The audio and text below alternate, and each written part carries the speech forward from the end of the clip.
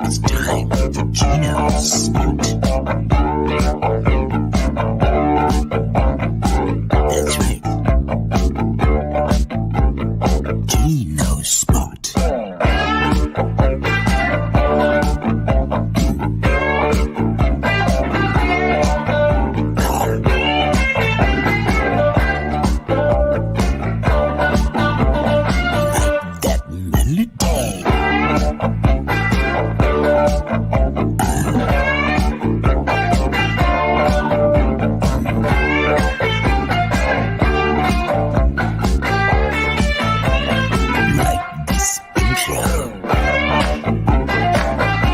Let's clap.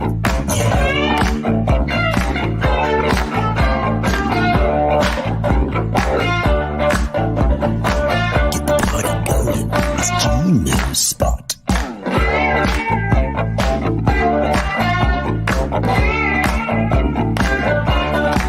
Like that.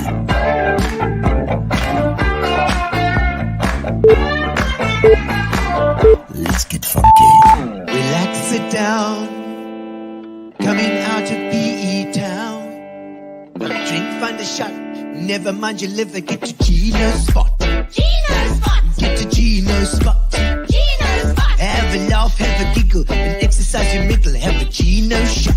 Gino Shot! Get to Gino Spot. Gino Spot! Get to Gino Spot. Gino Spot! Have a laugh, have a giggle, and exercise your middle. Get to Gino Spot. Gino Spot!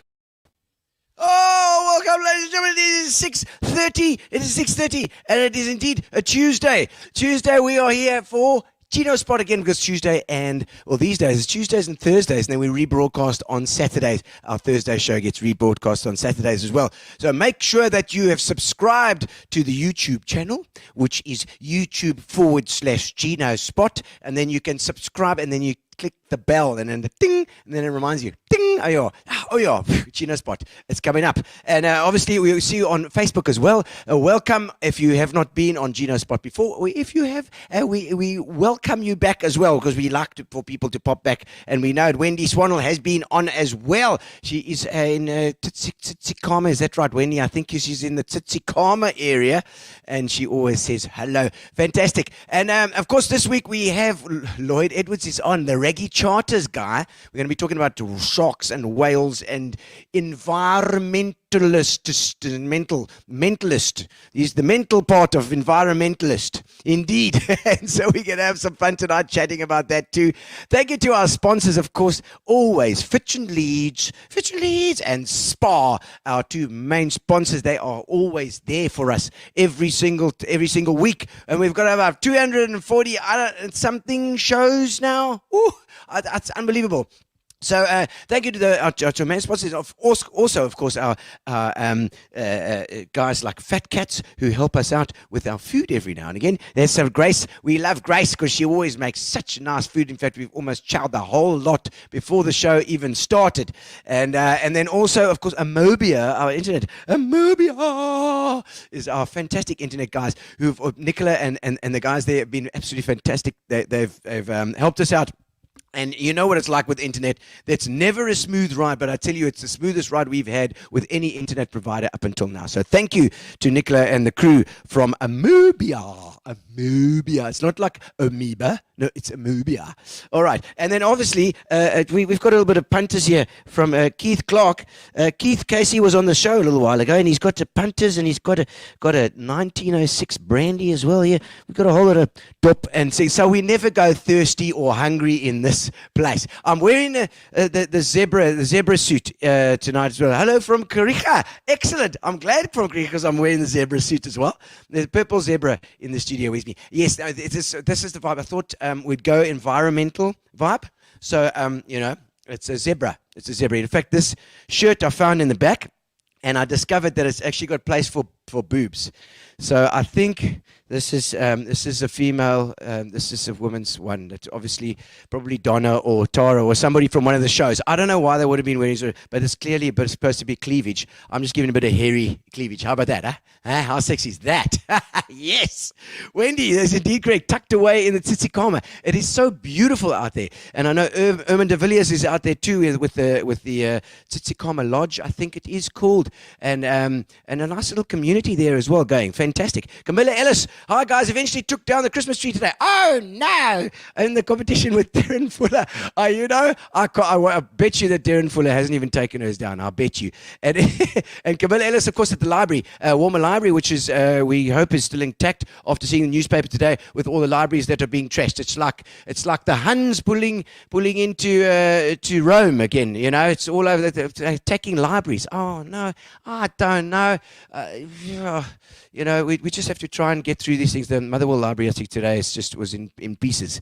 So, yes, I'm glad to have you all online. Let me sing a song for you and get you into the mood. Ursula Roberts, hello, Ursula. Hello, Ursh. Nice to see you. You're looking like the Lion King tonight, she says. That's right. Oh, that's right. Welcome to Gino Spot, ladies and gentlemen. I'll sing you into the show.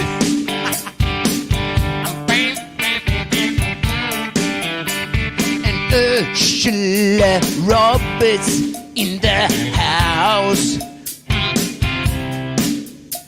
and Sean Sullivan says, how's it, Glenn? The Webster's looking rosy. That's right. Says, help Gino and friends, spiffy Alfred. And Brandon Kelly. He's watching in his car. Hopefully he's not driving past Colbert. That's right. Miranda Ferreira. Lots of R's in that one. She says I'm very, very sexy. That's right, Miranda. Camilla Ellis says the library's still there, right next to the little robots and riding track. Woo! And Clan says a hello, a not help tonight. And Ursula says that I'm the Tiger King. I don't know whether that's mentally or what. Oh, Marjorie Moore. Hello, Marjorie. Your name sounds like butter, but not butterelli, no. Brian Wilkinson is here. Good evening, Gino. And Garth Sampson is trying to tell us about rain. Oh, he said, how's it, Lloyd, you old bugger? I'm not gonna expand what that bugger means. Oh, and Wendy says, honky tonk purple cat. That's right, I'm your cat. Oh, watching from Bridgend in Wales too. John Mann says hello to Aaron Sean from Lockenberg. How's it, G? They're hanging, they're hanging. That's right. Okay, ladies and gentlemen, we are into the show now. We are going to, we haven't had a nice what you're watching for a while from Darren Fuller. So we're going to get Darren right on board. Let's see what she has.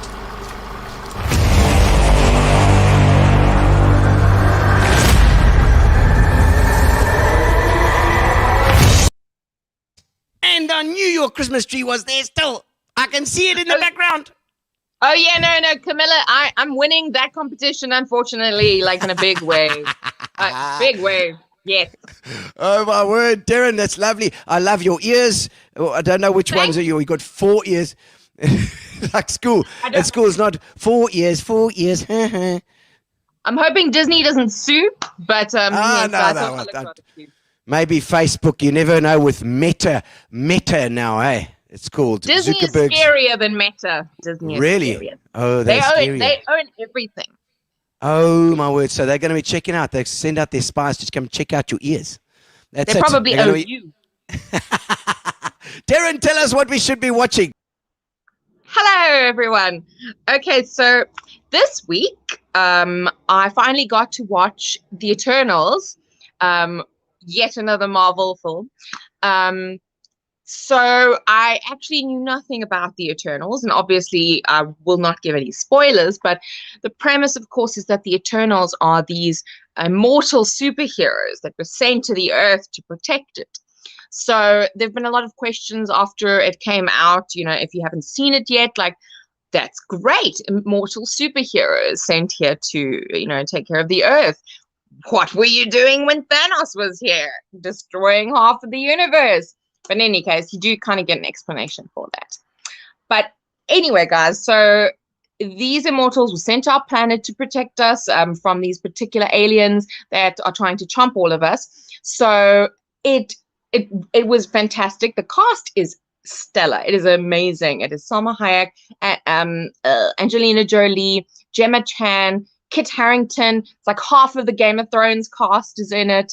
It's fantastic. It is such a good movie. Please do watch that. There were some negative reviews around it. I honestly don't know why. I really, really enjoyed it. It's just really good. I mean, who doesn't love superheroes? Okay, so that was Eternals. And then, there's a new series on Netflix called Archive 81. Guys, I absolutely loved the series. I haven't finished it yet, but it's just it's the perfect combination of freaky ass spookiness. I love spookiness. So Archive 81, there's this guy, and he fixes videotape. He basically fixes things that are broken, photos, videotape, etc. I kind of wondered if I shouldn't have gone into that. Anyway, so this guy, he gets this call from this particular company that have like 10 DVDs that were ruined in a fire, but they want to see if he can fix them and watch them. But of course, he can only watch them in this creepy, isolated secret building that they have out in the middle of nowhere.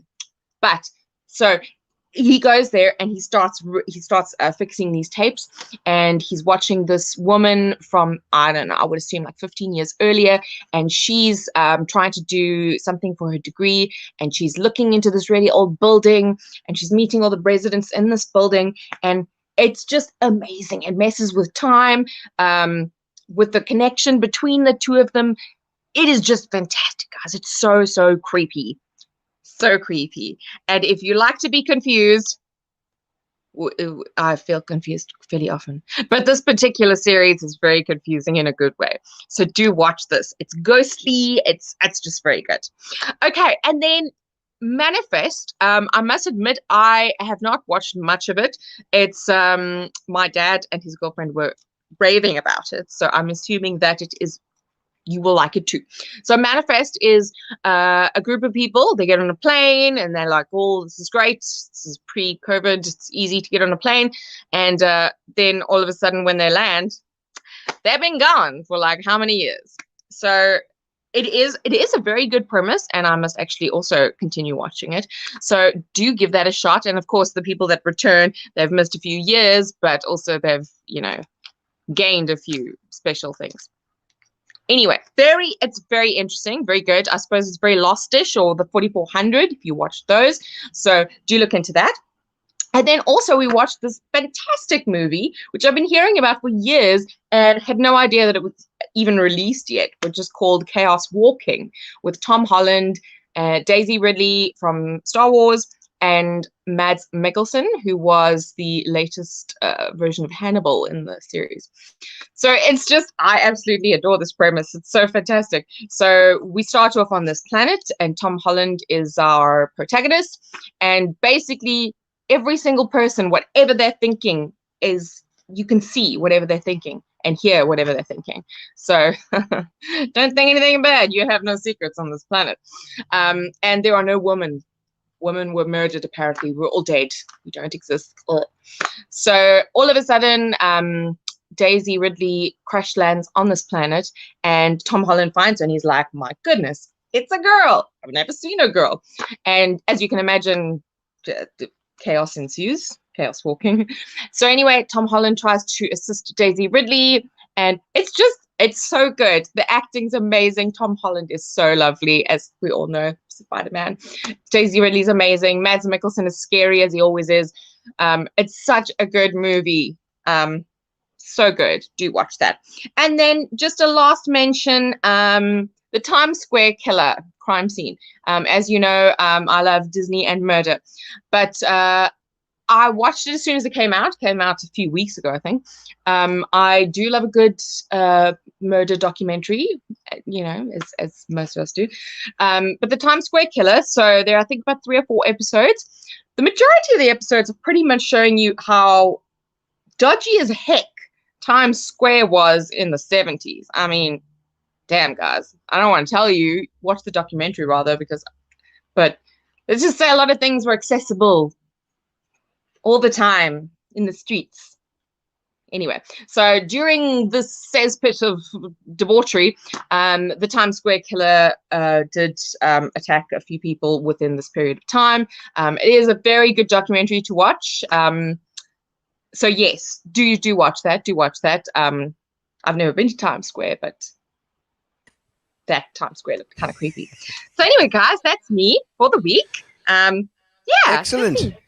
Thank you. I like that. Philip is watching. What's that? The one of the airplane. Manifest. Lose 6 years. They lose 6 years of their life. Yes, Manifest. Yes. That's the one. Yes. It's very, very nice. I love the premise. I don't know why I stopped watching it, but I know that my dad. Yes, I loved Lost. It is a bit like Lost. And Lost, we watched like 50 million series of Lost as well. I will watch more. Oh, and just a question to Lloyd when he is on. You know how much I love anglerfish, and I'm pretty sure he's never found one because they're at the depth of the ocean. Yes. Oh, no. I'll ask him. Just in case he knows anyone who's ever found one. I know you won't find a live one, but if you found like a dead one on the beach or something, just a question. Okay, we'll find, and then we'll stuff it and send it to you in the post. Thank you. Thank you, Darren. Thank you, ciao, bye. All right, ladies and gentlemen, it's time to get our guest onto the show. Indeed, he's been waiting patiently backstage, and let's start out with a bit of a video to show you what he's all about. Yeah.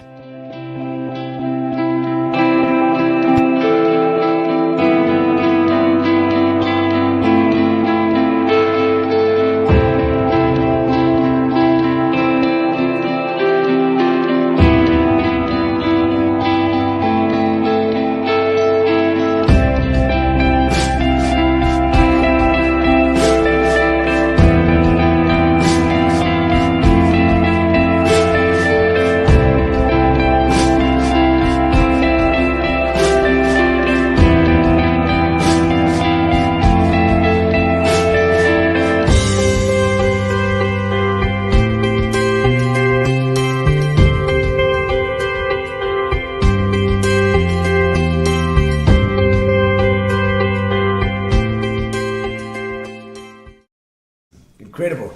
Ladies and gentlemen, Lloyd Edwards, thank you very much for coming on the show. Great. Fantastic to have you on. It's been a while. We're trying to get you. You're all over there. We're running all over the place. Namibia or something. Yeah. We'll talk about that. But Darren was asking about anglerfish. Is it anglerfish? Yes, anglerfish. So that's a little fish that has a little wand and it's got a piece of skin on it, and it attracts the other little fish, and then it opens its mouth and it consumes everything. Chows them. And how big are they? Well, Little ones. you know, there's friends of mine that actually caught some in Port Elizabeth in the old Seaview swimming pool. The Matlock, Richard Matlock and his dad Roger. Yeah. You catch them when they're very small. They float along with the weeds, and they're brought down by the current from East Africa. Yes. And in summer, when you get the westerly winds bringing them in, and then in winter, of course, they die because the water gets cold. And these guys catch them, they keep them in their tanks. So we've got quite a few from Port Elizabeth. So they're tropical. They're tropical. But does it light up, that little piece of skin? I don't know. So it's a little bait, like actual bait. Like you can't believe it that a living creature would develop that over so many years, like a fishing rod. Oh, amazing. Really cool. So there we go, Darren Fuller. And in Namibia, you were up in Namibia now recently. What were you doing in Namibia? Well, it was kind of the end of our. We do every year. We welcome the humpback whales to Southern Africa. Okay. We started 4 years ago. We started the project off in Port Elizabeth. Yes. We had the then Athol Trollope that supported us. Yes. And basically, what happens is that the humpback whales, we've used them as an example. They feed in the Antarctic, the southern oceans. Okay. They feed on krill, which is prevalent there in the Is plankton the same as krill? Okay. Yeah, well, krill is animal plankton. Oh, okay, a little bit bigger. Yeah. Yeah, you know, like couple of like a planktons prawn, together. like a prawn. It's more like a prawn. Plankton just means drifts in the sea, so it drifts. Oh, okay. So the humpback whales feed on that, and then the female needs to give birth. And in those conditions, it's 2 degrees Celsius, and baby whales are born with no blubber, no insulating blubber, so they would die immediately after a few minutes. So the females have to swim all the way up to the African coastline, and they hit the coast around about Knysna. Yeah, okay. Some go up East Africa as far as Kenya, have their calves there. Some go all the way up to Gabon. Okay. So what we do is, as the whales move up the coast of Africa, so we have these Welcoming the Whales festivals. And then I explain that the humpback whales are the most cosmopolitan of any whale. They're found in all the oceans. They've got the longest migration. I mean, they go from the South Pole to Nicaragua, Costa Rica. I mean, that's across the equator. It's huge. Yeah. And they were almost wiped out from the whaling fleet in Durban. They were they started in 1910. The Norwegians came here and showed us how to do it. Really? And I think they killed 250,000 whales in the southern hemisphere from all the operations. And in 1960, when I was born, there were very few left, a couple of hundred, and that's when conservationists said, stop. We can't carry on. They're going to become extinct. And of course, it wasn't profitable anymore. So there was a paradigm shift. That's all it was. People decided, stop killing whales. And guess what? Save the whale. That was the Their numbers have gone from almost nothing back to pre-exploitation numbers. By 2017, they'd bounced back. No one thought it was possible. So here we are. So this is where we are with plastic pollution in the marine environment, with climate change. We at that threshold where we have to stop. We've got to change. So it was a paradigm shift. So Wales is really a success story. Totally. Well, they haven't all they haven't all bounced back like the humpback whales, but the southern rights are doing fairly well. The blue whales are coming back. The fin whales. Stuff is blue coming whales back as well, because that's the big one. Yes, the biggest. Yeah, the biggest. The biggest whale. I know that from Clarendon Park. Named after a mouse. Which is about this big. Musculus is the dormouse from Europe. Oh no way. I think Linnaeus had a bit of a joke at the time, and he called the blue whale Balanoptera musculus. Okay. Oh wow. After the little mouse. But I mean, I still hear things about Japan. Is that dolphins or what? I mean, look, Japan are still hunting whales. They drive the dolphins up into those coves. Yes. But you see that the thing with that is the biggest price that are paid for live dolphins is for the shows, is for dolphinarium around the world. That is why we cannot go back. Port Elizabeth cannot go and put dolphins back here, because it's aquarium that supply the demand for live animals. So those live animals are sold to Mexico, for example, for $500, but the meat's only worth $50. So that's why we cannot have whales and dolphins in aquaria performing for our enjoyment. For what? In these controlled little environments that are a killer whale, for example. I saw them when I was in America. Their daily range is hundreds and hundreds of kilometers. It doesn't matter how big their tank is. That animal is getting demented, in a small little cage, basically. Caged animals. It's funny how there is a shift. I mean, happening. I mean, the whole thing within the 60s and the 50s, that everybody in the 70s up to the 80s, I think, even the 90s, I'm sure we had the dolphins here. I can't remember when the dolphins left. It was probably early 2000s. Yes, somewhere there. Dolly and now dolphins. But, everybody loved seeing the dolphin because you just so love it and it's amazing. Big smile, Yeah, those those animals are incredible, but you slowly realize, hang on, this is all now it's consumerism, you know. the Yeah. whole thing. And people, what they don't know about the Port Elizabeth dolphins, you know how many they killed before they got some to survive there? Really? They had a whole lot of humpback dolphins, which are now endangered. They used to put them in, some of them would die in the nets when they caught them. Some of them would die on the way to Bay World. Yeah. Other ones would die in the pool. Others would jump out the pool and die. The dusky dolphins from Cape Town, they also weren't suitable. Yeah. And they killed many, many dolphins. And that's Yeah. not much as known How, about how are the dolphin populations doing in the bay? I've been doing Raggy Charters for 25 Yeah. years now. I've never seen so many dolphins. Really? The increase is massive. It's Fantastic. It's, in 2016 we launched a project to have Algoa Bay declared as the bottlenose dolphin capital of the world. Yeah. And we didn't take it lightly. I went around the world with the World Cetacean Alliance, these guys here. Yeah, okay. We look after whales and dolphins around the world. Okay. And I went and asked around the world, and the closest that somebody got to having as many dolphins as was someplace in Australia who had 6,000 dolphins for 6 months of the year. Wow. We've got 28,500 bottlenose dolphins that use our bay. That is huge. Isn't and it it's amazing? increasing. The babies, we were out now yesterday. Every time you see it, there's little calves. So, we really live up to that name. We see them on 99% of our tours. Okay, we always find them. Somewhere we've got the cetacean spotters all the way along the coast. Yes. Which call us in if we haven't seen any. Okay. And we're getting PE. We must be proud of that. Yeah. You know, Isn't it amazing? It's that we've got crazy. this place? Tourists go mental. Yeah, PE's got so much potential. We're saying, we've got everything here. It's got the sea, we've got we've got the game farms.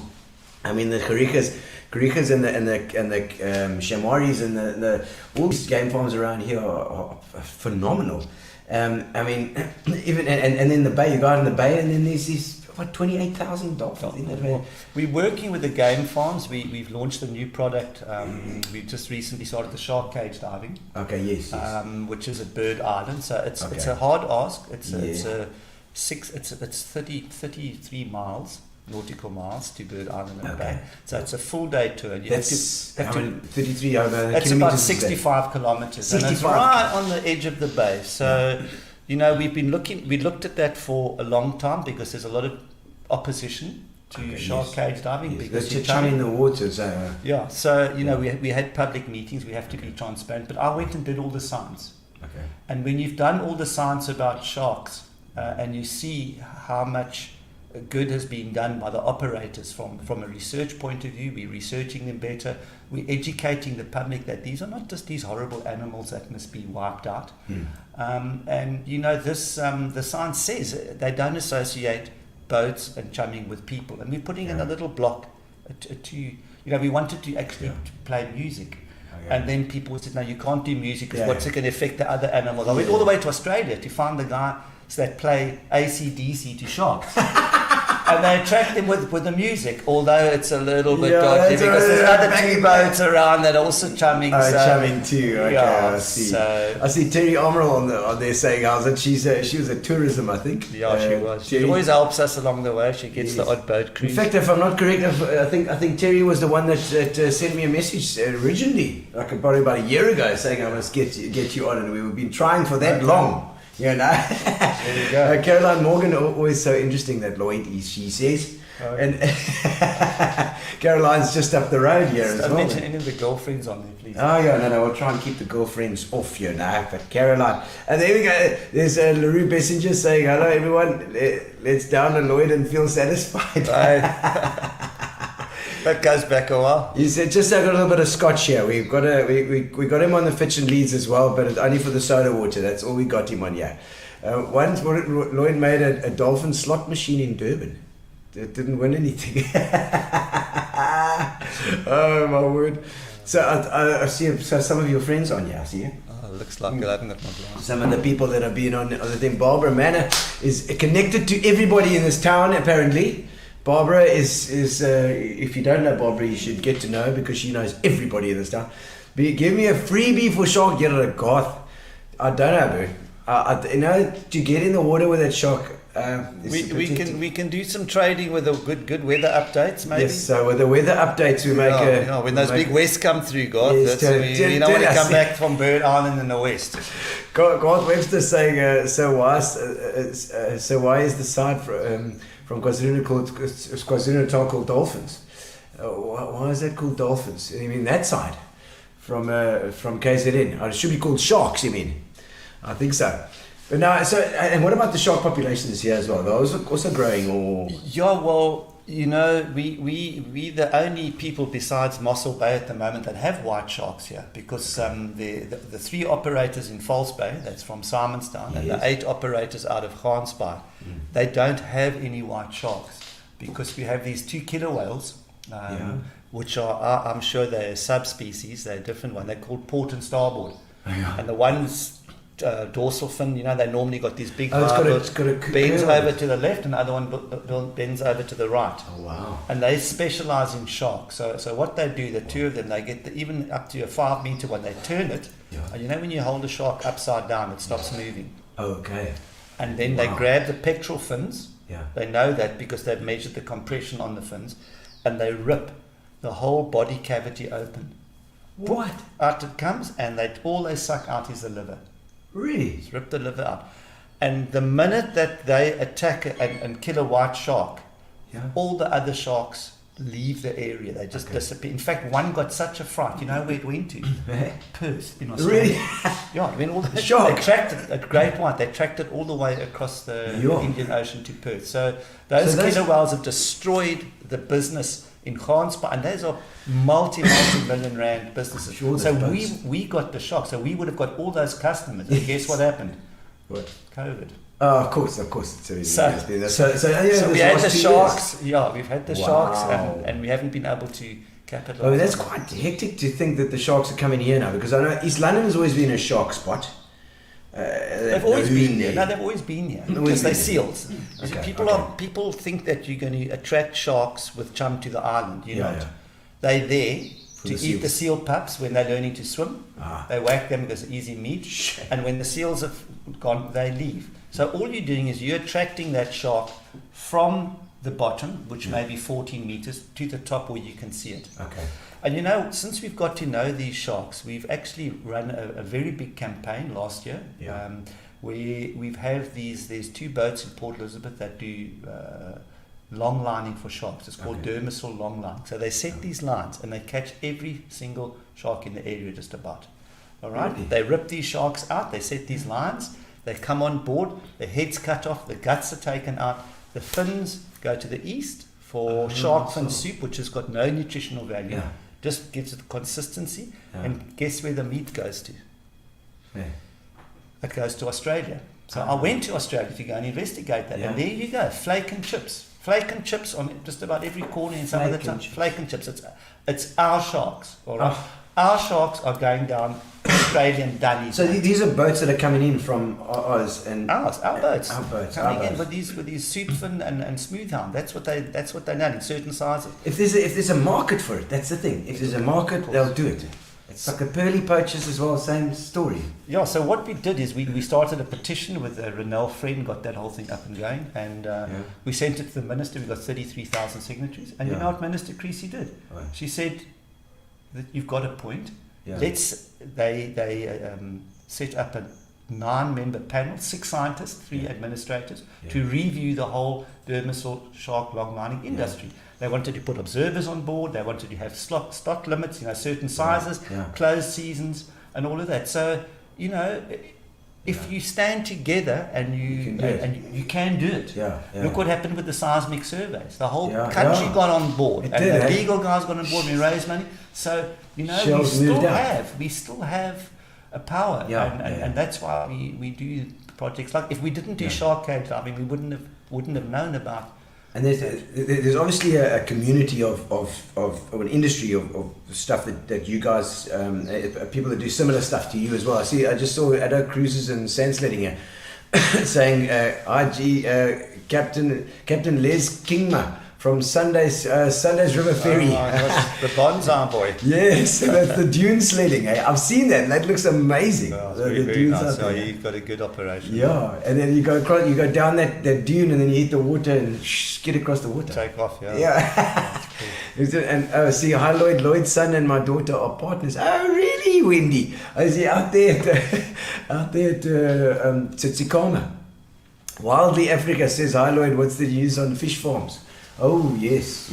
Tell us, have you got any updates on that? I suppose they're happening. You know, I've never really been involved in the fish farm simply because I sincerely believe that it won't happen. It is not economically viable. Okay, so yes, you can throw a hell of a lot of money at it. Yeah. You can have specially designed cages, massive big anchors, massive big chains, weighting system. You know, you're feeding the stuff fish, which you're trawling out of the ocean. Yeah. Okay, you can have this, but a big easterly swell, like a 1 in 5 year east, is going to trash those moorings. It's going to destroy it. It moves all the water. Yeah, so there are better places on this planet to grow fish. So I don't believe, and there's so many people involved in the whole fish farming debate that I've got other things that are probably as important that I'm concentrating on. And when you started a big debate like that, the Oaks always get on from both sides, you know. So it's always a mud fight, and I mean, I can't, like you say, it doesn't seem right. It doesn't seem like an economical place to do it. But I suppose if they can get this stuff, those fish, then onto a rail thing and send it up to Gauteng or something, maybe it's It's the not that, proximity. it's the money that's made along the way to get to the fish farming. I would think that's what it is. That's also Yeah, true.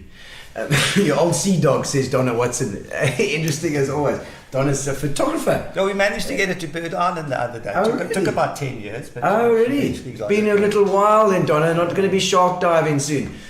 Chris Kennedy, Lloyd, tell Gino what you claim to fame at school in the back row on your cushion. What was Clarendon that? Park. Were you at Clarendon? Clarendon, but this was at Marist. Oh, you were at Marist, Marist boy as well. Yeah. Okay. No, I think Chris used to like. I think he's a bit girlish, and he used to like dressing up in girls' clothing. I used to keep them under my cushion. Give that. Yeah, and give them to the break time. Yeah. He's calling you out. This could be good, says Bob. Lloydie, my boy. Mike van Vieren there, it's fires. Saying, please can have another ride to Bird Island. A great day with you guys. He's into his fishing, of course. Of course, yeah. Yes. Mike, it's unfortunately, you're not allowed to fish there anymore. Yeah, we were in yes. those days, Yes. but it's not. That's another interesting point now. Is that we did a lot of research on penguins. My previous partner, Dr. Lorian Pitchegru, she worked out the foraging habits. How far the penguins must go to bring back fish to feed the chicks. Okay. Because and then they did this experiment where they allowed fishing around the island for 5 years, right up to St. Croix. This is the biggest breeding colony here, just off Kocher.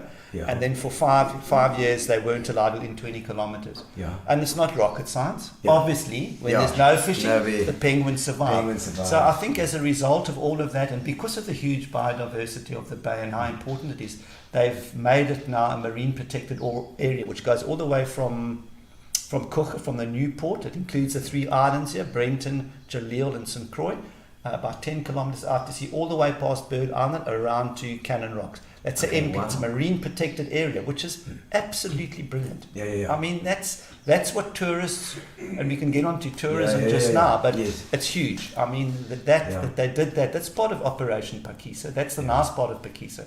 Yeah. The not nice part, as you know, are the seismic surveys and things like the shark fishing and octopus fishery and that. I mean, Hey, what's an octopus fishery? They also have a well, farm. they have these traps. No, they got these traps, and of course, all our beautiful resident whales, which are the Brutus whales, it's spelled brides.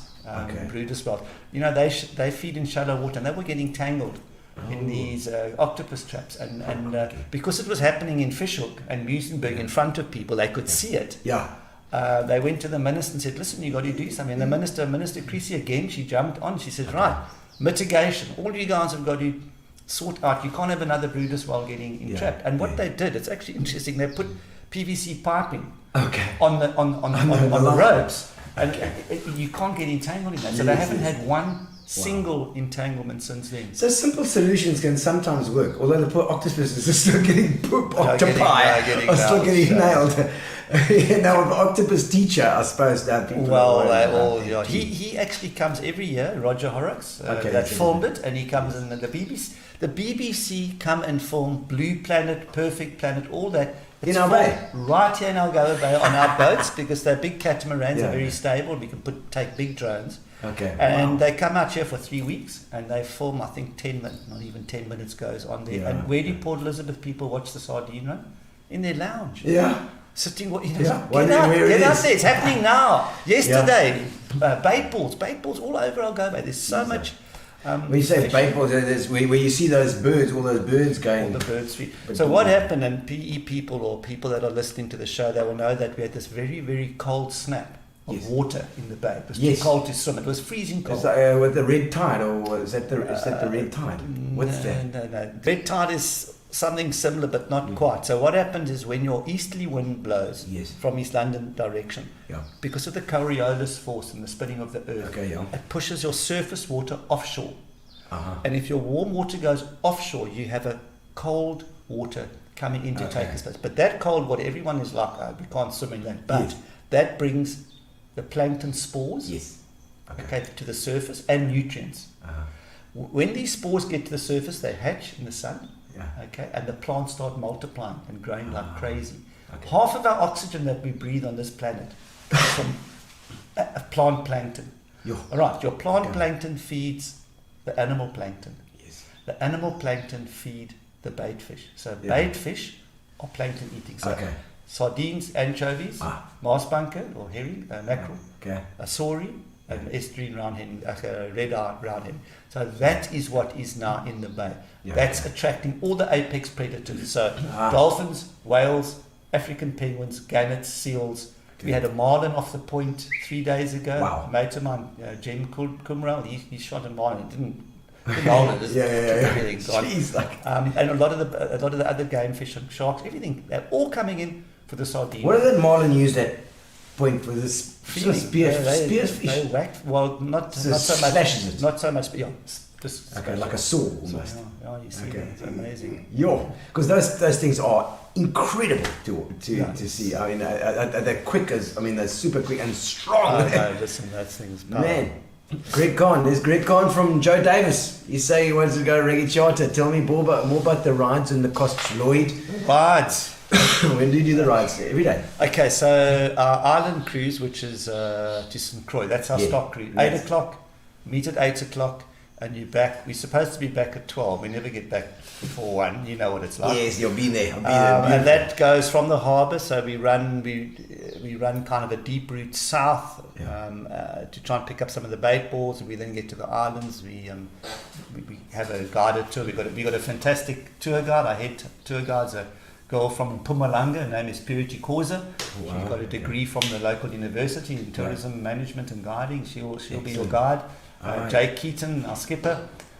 Yes, I met her. I met her. She'll tell you all about the penguins, where they come from, where they're going to, and then from there, depending what the weather's doing, we'll either run into the new port at Kucha and then all the way along the back line.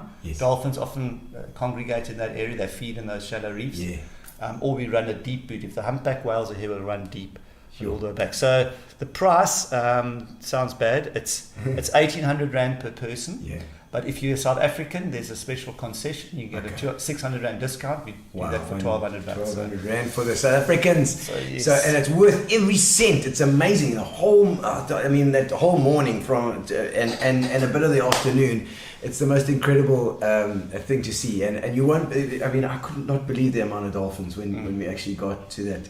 There's a spot where they breed and they hang around. And my word, it's like that's where you've been hiding. You know. Yeah. And you see the pods going around. They go all the way from Seaview, come around. It's the most beautiful thing to see on our coastline. If you're doing a walk down the beachfront or something. And remember that every one that you see, there's at least another 2 underneath. So if you can see 50 at a time, the school's 150, if not more. Wow. I think that's probably even like 4 not underneath. 4 underneath. Can we get just something else that people have been asking me a lot is these whales that are washing up at the moment. Yes, the dead whales. There's been quite a lot. So I spoke about the whales getting entangled in the octopus traps.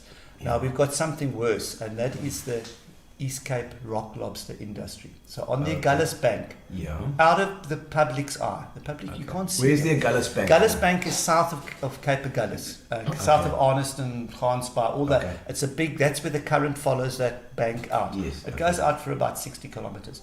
They set the traps there, which are in deep water and off Port Elizabeth. We've got them here off the shelf, 50 kilometers from shore.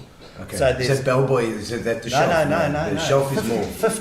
50 kilometers. You go to Cape, you see about 50. So it's like halfway outside the bay almost there. Now what happens is you've got all these traps, like 100 traps, and on each side there's a line and a buoy. Yes. Now these humpback whales on their migration, they come past there, and he hasn't scratched his back for about 6,000 kilometers. And he's like, give it a go. Yeah. And the minute they feel a bit of tension, they incline to roll, and then they roll up in this rope. And it takes them months and months to die. They pull these buoys and anchors and stuff with them. It's just, I've seen emaciated whales off Bird Island there. You want to cry. There's nothing you can do. Look, I am part of this entanglement team. Yeah. So we brought this up at our whale festivals as a project. And the minister, Creasy, got hold of me and she said, listen, we're aware of that. Okay. Please come and have a meeting with me. Yeah. And explain what you want to do. So I met with them last year. With her senior management staff, and now I need to give a presentation to the fishing forum. We need, because you can't. There is mitigation. So what they're planning to do? They've got these big metal hoops, big metal bars. They've got a coiled rope in this metal hoop, sitting at 150 meters down with a buoy on, and it's got a pin through the buoy, which is an acoustic release device. So when they want to retrieve the traps, there's nothing floating, so there's no none of that. They come over, they push the button, it pulls the pin, this buoy comes up, they grab the buoy, and they pull all the traps up, they empty the traps, they redeploy it, they put the buoy back in. Okay. It's a no-brainer. Yeah. But they're doing it in Canada, they're doing it in the States, they're doing it in Australia. We have to force the minister to force the industry to actually do that, and then you won't catch a whale. You can't. But it costs money. Okay, because it's a little bit more expensive. It's all the money, but it doesn't matter. They are destroying. They'll destroy a whale. They're destroying whales, and whales they've just discovered are huge with about climate warming and stuff. They take so much carbon. When they die, they take all this carbon down into the depths, which is then fixed. They feed at depths. They come up, they defecate on the surface, they bring nutrients from the bottom to the top, which allows the plankton to thrive and to grow even better. So whales are a very important part of this. It's connected. Now, can you imagine in the serial bouts of whaling in the southern hemisphere, they killed 250,000 whales, 250,000 whales, weighing anything from 30 to 50 to 100 tons. And can you imagine the effect that has on plankton and nutrient recycling and fixing carbon? So it's well, and that's at our cruises and sand sledding, they're saying, please stand up, please. What shorts are you wearing? Love, Maggie. Look, Maggie, it's the same like ones. Those shorts, right? Yeah, she's shorts. Smaak it. They seen Lloyd with a long pant. I promise, Donay. His ecosystems are so important and special. Thanks for the explanation on the cold water. So that's not the that's not the red tide we're talking about. So red tide. Is that something different? It's spores, but where they think red tide comes from. Look, so all these ships that are coming into our bay for bunkering, that's another whole bunkering. thing. I want to chat about that because I see these ships all the time. So say, for example, the ones that come to get manganese ore. So they're empty when they leave, say, Europe. All right, they fill them with water. It's called ballast. Okay. So they take that water from wherever they are. They come to the bay, and just before they go and load, they pump all that water out. That's got plankton spores in.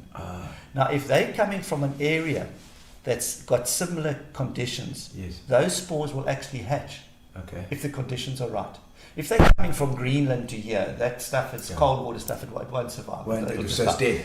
So what they think is that the red tide came as ballast, it was pumped out in Algoa Bay, came to the surface, you get these stable conditions, all those spores hatched, lots of nutrients, and they started multiplying, and they multiplied to such an extent because nothing's eating them. So it's a poisonous thing. I don't need to try that. Okay. And that just pollutes the water, and eventually it can get geez. so bad on the west coast that when that stuff dies, Yeah. it takes even more oxygen out of the water. That's why the crayfish fly out of the sea. And just like Okay, check. Because So- it kills the fish as well. kills everything. Yeah, Like, yeah. It actually coats their gill rays. Is it the lack of oxygen in the water, or is it Well, take it's lack of oxygen, or it clogs their gills up. Okay, the gills, and okay. they can't absorb oxygen. Because I remember in St. Francis I saw it there, and the fish we were surfing out there, and the fish were just flopping around. You know, it was like a bit freaky. And so that's actually from pumping out the ballast. The ballast, yeah. Oh my soul! Because now tell me about the it's refueling that they're doing out in the bay. Is that right? Right. Because that I'm thinking like, I don't know, that sounds so lacquer, you know. It's not lack at all. They haven't done an environmental impact assessment because it's a grey area. Yes. But if you open a petrol station in Port Elizabeth, you got to jump all through all Yo, the hoops. all of sorts of environment. things. Now you've got billions of barrels of oil sitting Yes. in the bay. So what happens? Okay, so Petrol and there's stuff. 2 licenses at the moment. Yeah. This is so 2 tankers, super tankers come in, they anchor right Yeah. in the bay. Okay. Then a bunker barge will come in next to it. They have to heat that oil. It's so solid it actually sinks. If it's messed, it can sink. Wow. It's another lift, okay? They fill up the bunker barge. That will then fill up that ship, that ship, Okay. that ship, that ship. So those ships don't need to come into port. Yes, because they don't have to pay taxes then, you see. It's all So about they the come money in, again. They fill up and they go. On the positive side of bunkering is that if they're going from the States to China, instead of carrying 10,000 tons of heavy furnace oil, Yes. they'll carry 5,000 tons. Okay. 5,000 tons more cargo. So Alright. they're getting more cargo on the Yes. ship, they're filling up halfway, and then they're getting to their destination. Yes. The problem is, is that they cannot even contain 100-litre spill. Can you imagine what will happen if there's an absolute cock up there one day? All this oil, there goes your tourism, there go your beaches, Everything. there go. It's absolutely It's going to crazy. happen. I mean, there's no. It's It's just happened a 3 matter of times. time. It's happened 3 times. We've lost, I don't know how many hundreds penguins. And the thing is that they clean the penguins and they rehab them, but they don't breed for 3 or 4 years. Yeah. You're taking out the prime of its life. So this Yeah. bunkering, and there hasn't been an environmental impact assessment. So Yeah. we're actually busy with the minister. She's helping again Okay. with this whole thing. Renelle Friend wrote a huge concern report, 80 pages, went to the minister, and we've done other stuff as well. And the minister has responded to us, given us good answers, and we're now going to have people must look out for it. We're going to have a public meeting within the next few weeks once the minister's given us a timeline on a proposition. Okay. And hopefully we're going to, if we don't get it stopped, we're going to get it. We're going to control that spill. It's going to be more expensive. You can put floating booms. You can do whatever. Well, Kevin Kelly's the one He's Yes. out there doing that stuff. But I mean, He's we doing don't it. want to have that. He struggles to collect 100 litres. Now, how's he going to collect Yeah. 100 tons? Or, Surely if the harbour relaxes its taxes or relaxes whatever, those ships will come in and fill up at the harbour. Is that not safer? Is it safer? I can't answer that. But you see, what we're pushing for is a risk assessment and an environmental impact assessment. Okay. Like they had to do with the seismic surveys. With Shell, This is outdated. They didn't even do one yet. Yeah, there goes. Terry says most incredible tour was when we hit all those bait balls and hundreds of dolphins. And we saw the killer whales and followed them. Most incredible day for me. Sherry, you don't forget that. No. Killer whales are also, like you said, the most intelligent, They're smart and they're scary. Yeah. Well, Martin Evans, I'll never forget. Martin's been sailing around the world with his little boat. And a little boat, it's quite a big boat, but it's quite small compared to like some of these big yachts out there. And he had killer whales like smacking the bottom of his boat. Oh, really? All the way around, and took out a bit of his rudder, and he had to get his rudder repaired. Really? They were like, anyway. Yeah. No, it was. I think I don't know where it actually was. No, they were doing that in Europe at one stage when they were crossing from England to the Bay of Biscay along that section. The killer whales were on the boats there. I don't think they still don't know what it's. Yo! On a serious note, Lloyd, you're an amazing tourism ambassador for the city. Thanks for all you've done. Yeah, absolutely. And we so need this for our own tourism to get it going, because that bay is it's phenomenal for tourists. You know, the more we can attract people here, the more money comes here, the more money there is to put into stuff like Can that. I say on the tourism note, I think there's something that we all need to realize is that the key word here is sustainable tourism. Yeah. And in Europe, before COVID, the European Travel Commission funded a 3-year study on tourism, because everybody, you think tourism, it's green, tourism is green. Yeah. But hang on, tourists are flying in. Yeah. Airlines, Not clean. Yeah. they got one of the biggest CO2 emissions. They're hiring vehicles when they get here. Yeah. They're staying in hotels. Hotels can be built on pristine, nice, beautiful beaches that have been thing. Yeah. They cost a lot of money to run. Everyone wants the electricity, the cooking, and all of Yes. this. They pump rivers dry so everyone can have a shower. Yes. So tourism is actually not as green as it is Yeah. assumed. So after 3 years of study, they said, all right, everybody needs to be sustainably tourism Yeah. approved. Yeah. So now they are looking Okay. at where the people are going, because places like Amsterdam, Venice, and that, they don't want any more tourists. There's too much. Really. And now you've got the Chinese in the mix. They're Yeah. also just Yeah. numbers. Yeah. So what they're saying is, hang on, if we're going to South Africa, we can't use an organization or a travel group that are not sustainable Yeah. tourism. And that's where I've been doing conservation for 30 years. My business is 25 years old. Yes. We are sustainable. So that is why we had Algoa Bay declared as a whale heritage site. Oh, it has last been? year. Last year. We're the Fantastic. fifth one in the world. We're very Brilliant. proud of that. And that is because our area, we are trying to have it conserved. We've had an MPA, Okay, yes. We're looking at the pollutants that are going into the bay, and the tourists that are come onto our boat, they see what I tell them what we do. I tell them we're doing the research, Yes. we're doing the education, especially in the townships. Purity Causa goes and does that. Okay. We She's fantastic. Girl. we help with the pollution on the calamari, the chocker boats. Okay. Those oaks have really cleaned up their. The St. Francis guys and the they better look. 20 years ago it was terrible. We get whole big bags of litter washing up. So from we're those doing from that. those boats, yeah. We are sustainable in what we do, and that's why we will attract tourists to Port Elizabeth. Yeah. And I've been talking now. I'm on the board for Nelson Mandela Bay Tourism, and I've been telling them as well. Tell your people in your guest houses, we've all got to do it. You have to. Because the time is running out. People say, oh, global warming. Global warming. 80% of global warming takes place in the ocean. That's why you don't notice. It's not like the ocean. The ice is melting. Well, you can't see it in the Antarctic and the Arctic. That's where the problem is. I mean, it's been in the back of your minds for so many years, because people have been saying, the message is getting louder and louder. That sustainability, we have to do it, and it's getting. I mean, what about the Mount Croix, the St. Croix penguins? 20 years ago, population 40,000 plus.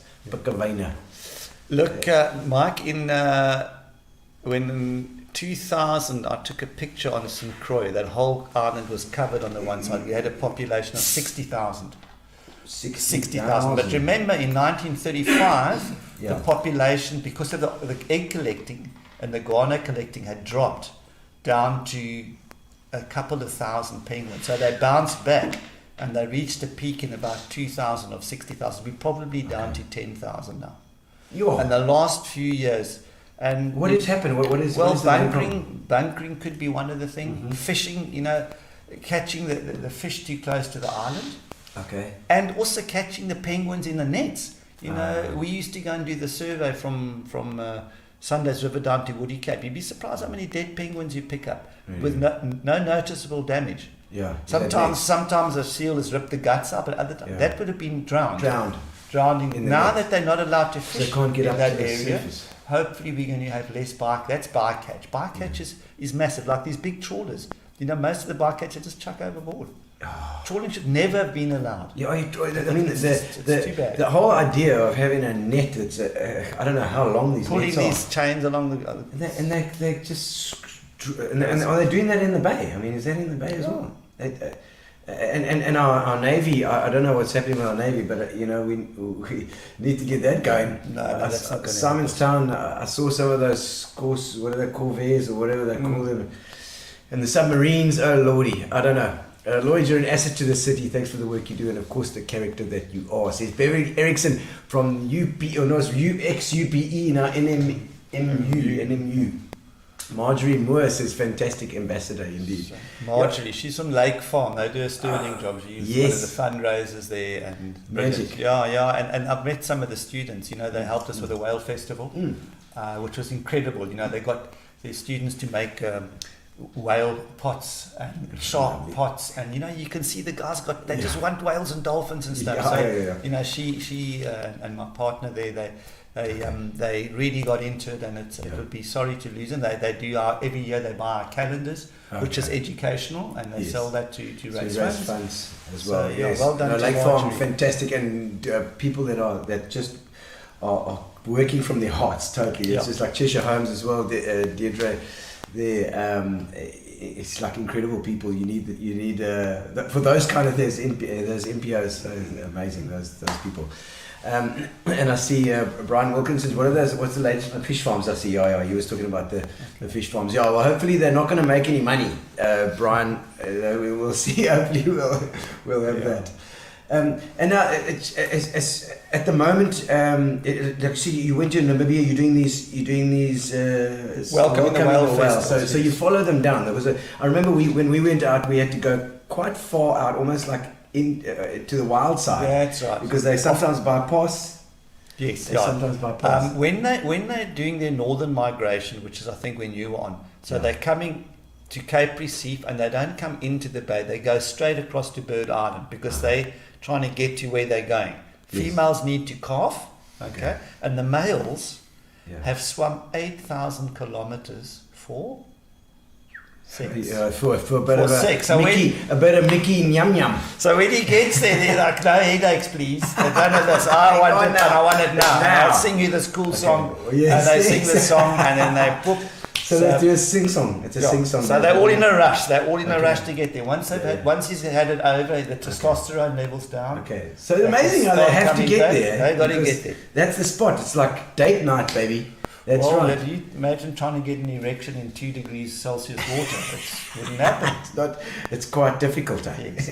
They need the There's warm 30 water. degrees, 30 degrees up there, equator. So, 30, 32. So Okay, and then they calf up there as well. They calf there, and then very interesting, you know, that the female, you know, she breastfeeds. Okay. Like we monitor the ones besides the humpbacks in Algoa Bay, we've got the southern right whale, which was the right whale to hunt because it's very big. Lots of these baleen plates in the mouth, which was like the plastic in the old days. Lots of fat. They used to melt the fat down to lubricate machinery, to light street lamps, to make all sorts of stuff. Yeah. We don't know about that. So they come in and they've moved away from Kuche. You know, there's a lot of noise at Kuche from the generators on the ships. So it seems the whales have all moved off to Sundays River. And we're monitoring this here for 81 days. Wow. Yeah. And when that calf gets to about 8 meters, it's ready to do the journey back. I think that mother that's come here hasn't eaten, Wow. No eating on the way here. Really? Birth, breastfeeding, a couple of 100 liters a day. That milk is like, it's almost like 90% fat, a huge fat content. Really? It's like toothpaste. So it actually squirts that milk from the nipple into the calf's mouth.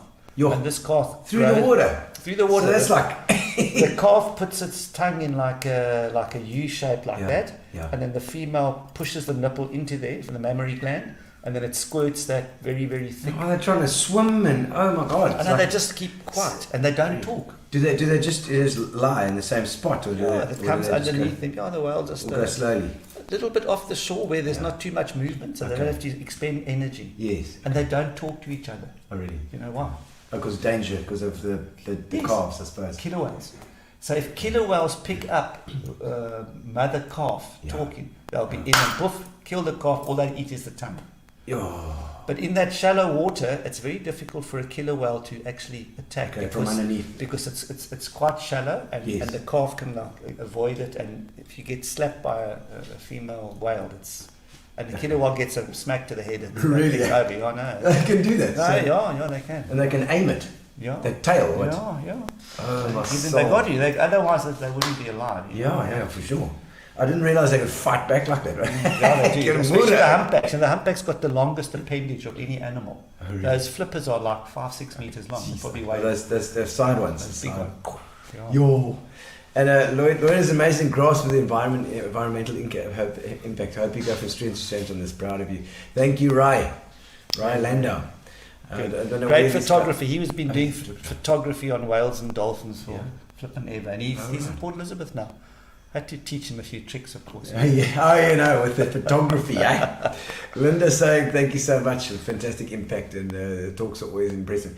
Absolutely, because here you got a whole bunch of info in there, and trying to get it all out of you. I know. But I mean, so, and then you come down. Do you start at the top and come back again with the whales, or No, so we up for the first 3 we did. We started in Nyasson because that's where they hit the coast first. Okay.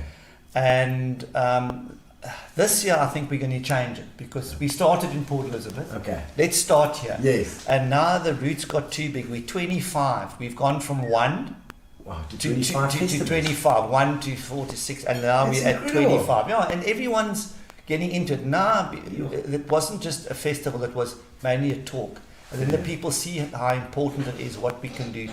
Now we're starting to get bands in. The festival last year, we had 6 bands. Joe van der Linde made the song. Oh, excellent. We had food trucks. We had a tourism expo as well. Yes. We had all these different activities. So, couple of food trucks here, the and Grand then Fung and the guys people. on it. Yes, Grant and them, and I mean, that's Fools. more festivals. So we're going to start in Port Elizabeth this year, Okay. probably at the Willows or Pine. We'll see. The Okay. Willows is also quite a nice Okay, venue. yeah. I haven't spoken to Dale from Pine Lodge yet. He's still. Dale Anyway. from Parla, somebody tag him. We need him in as well. We'll Sheila see, Ruth. So Gino for St. Francis, welcome the world. That's a good idea. Yeah, we were at Cape St. Francis with Shenna. Shenna used to Yes. work for the the mayor here, who helped us with the first one. Rabba. No, Oh, Ethel. Ethel, Ethel yes, Trouble, yes. that's right, And okay. they really supported us well. And we went and looked at the venue restaurant there with a and it's lighthouse. it's a perfect setting for a welcoming the whales. And then we'll go, but now it's got so big that I need somebody to go the other way. So if there's anybody that wants to come right. and talk whales, someone needs to go PE east up to Mozambique and Kenya. Whoa. Doing it up there. So they And actually go both ways. they go both ways. There's 2 different populations. Okay. So they come up because of the currents. Different whales or different No. species It's or different same? populations, but there is a bit of cross population. Okay. But generally, some will winter, so will feed in a different area. Ah. But they'll use the currents to come up. Yes. They don't want to get into the Gullis current because then they'll go the wrong way. Oh, I So see, they I come see. in on the current, and that's why they land at Knysna. Okay. But someone must take the east coast and some on the west coast. It's got a bit big now. Okay, geez. I mean, I did the whole thing in Australia pre-COVID. I went to every single whale watching place in Australia that I could find. Yo. In a vehicle from a mate of mine. Yes. And I got them all into it. I got New Zealand into it. But that's so we're going to marvelous. link the whole southern hemisphere. And I've got Brazil, Argentina, and Chile Yeah. to join. So the whales, what they do is in summer they're here. In winter, they move up. Okay. Now, Those if spots. you can coordinate the whole southern hemisphere, any issues facing whales, like if they resume whaling, Yes. the entanglements, the Okay. pollution, you've now got a whole hemisphere of people Yes. to help you. And then we'll start on the north. And then the money also becomes better as well if you've got more volumes. It works the same as if And you- then the tourists, basically the idea is that tourists will follow the whale route. Yes. So they'll come to Port Elizabeth, and then they'll go to, we do one in Kenton, and then we do Port Alfred, Yeah. then we do East London, and then we do all the wild coast. So people can move along and follow the whale route the whales. as far as they want to go, up the west coast. We've just moved into Namibia. Now last year we were at Swakopmund and Walvis. Next year I went up there, got Luderitz on board. Okay. Now we got to find someone up in Angola somewhere, Angola side. or Gabon, So yeah, that. What's above and it's Angola? fun. Is that Gabon? It's Congo. Congo is and then, DRC. yeah. So you attract the people, you get them to the Welcoming the Whales Festival, and then you cover things like plastic pollution, Okay. which we can still get onto. Well, if you've got time. Spa was involved in that, I know. Spa is, we're busy with Spa. Yeah. You know, Yeah. I can tell you who we're also busy with. Yeah. You know what? I've got to say it. You know, I was on the other day I was on a virtual conference Cool, yes. for this plastics. We want zero plastics into our oceans by whatever it is. They didn't put a date to it. Yeah. And these are now the preliminaries building up. And the head of the sustainability manager of Coca-Cola was on there. Yeah, okay. And he entertained us for 20 minutes on these big fancy graphs and why it's so difficult to recycle and why it's this and why it's that. All these things. And then there was some time for questions. And I said to him, excuse me, I want only one thing from you. When is Coca-Cola stopping producing single-use plastics? Yeah. And you know what he told me? Nothing. Yeah. Absolutely nothing. And I put it onto the seismic survey group, and the next one then I get a phone call from the regional manager of Coca-Cola saying, who is this sustainability manager? Yeah. They didn't know.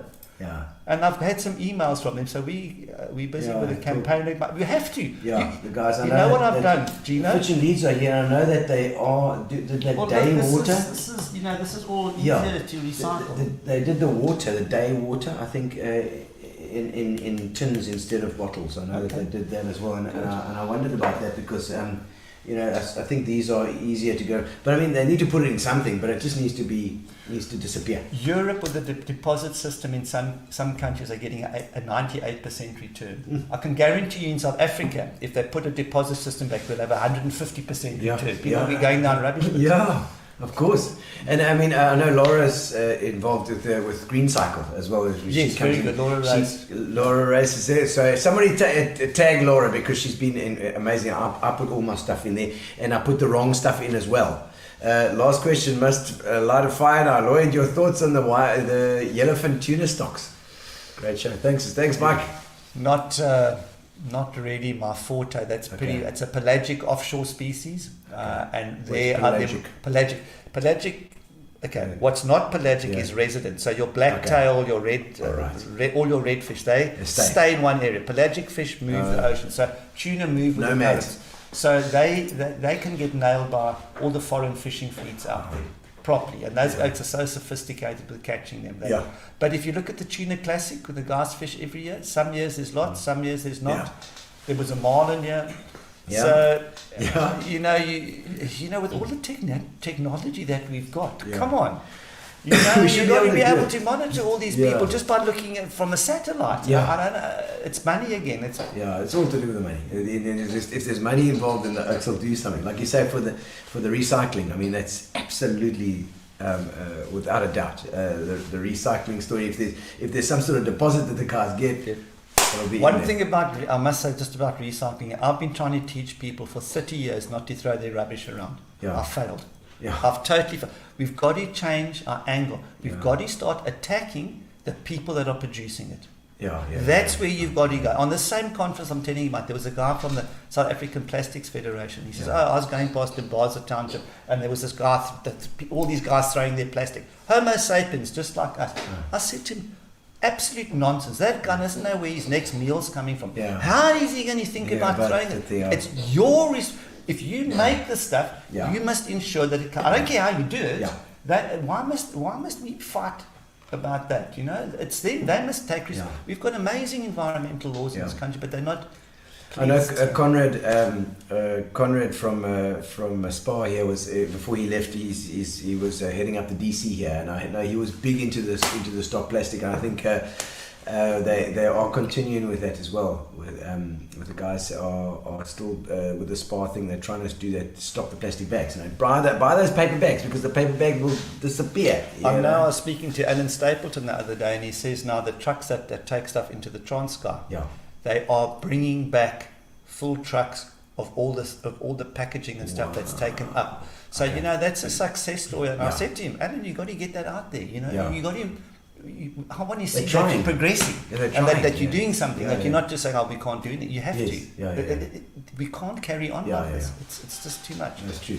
Okay, quick history of yours as well. We were talking about Clarendon Park. Yes. It's at Clarendon Park in the 60s. Class of 66. We've got a reunion class going, which is But where did you stay here? Because I was in Charlotte. Is it in Charlotte? Grew up in Okay. Charlotte, Because you knew all the guys over here. We were talking about. We used to walk up and used down to the go- valley and do all those things. Isn't it a job? I mean, this beautiful valley. This That's another thing we need green to lung. sort out, get rid of the aliens. Yeah. We do a lot of work on alien removal. Also for my sins, I'm chairman of the Tree Society in the Eastern Oh, really? Cape. So we teach people about indigenous trees, why we need to protect those ecosystems. And every tour that we do, we plant at least one tree. And we give it free advice. So if I maybe just mention this, on the end of the month, on the 30th of January, at 11 o'clock at Colleen Glen. 30th That's next to the Elephant Walk restaurant and the Yes. Three-Legged Pig. I'm doing a tree identification course, indigenous wow. trees. It's for free. Come there at 11 o'clock. We're having our AGM before that. You come there. We rehabilitated that area in 2012. Yes. 10 years ago, we took all the aliens, Really? all the inkberries, all the wattles, everything out. We ripped. It took us a whole year. Yeah. And we planted Nadia Damso, who's passed away, but she had the nursery there. Her partner donated all these trees. We planted all that. It's all there. We will now take people on the guided how to identify trees using the leaves. Yeah. We'll go around there and we'll. That would be marvelous, because I always think when I'm walking through this valley, because we go almost every day, we go for a run through the valley. The more people that use the valley, the less crime there is in it, yes. the more interest there is in it. And I mean, I know Fat Tracks have been amazing here. They've got all their tracks going through the valley too. It's been awesome. And so the more people we get involved, the better it's going to be for this place as well. So okay, so Clarence Park, did you study? I was at Rhodes University. Rhodes, okay, Yes, okay, yeah. okay. Smoke a lot of weed there. A lot of weed. Kept us sane. Kept us going.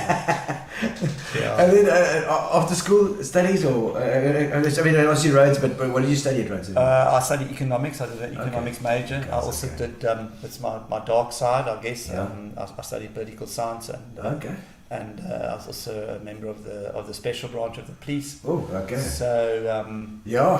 you know what it was, and if you look what's happening in the country today, we didn't agree with apartheid, but we didn't want to replace it with a socialist system. I think if South Africa had got into a socialist system in the 80s, we would have been a lot worse off than now. So when the ANC moved away from terrorism, because terrorism isn't right if it comes from the left, or no cause on earth is good enough for that. Yeah. And they renounced socialism. I think it was then time to go through to a democracy. So that's the thing. I was an idealist in that sense, and I've changed the crusade against socialism to one against conservation, which I always had. I didn't want to be a flippant policeman, you know. I'm a naturalist. I grew up in Port Elizabeth, barefoot on the beach, spearfishing, fishing, scuba diving, keeping tropical fish.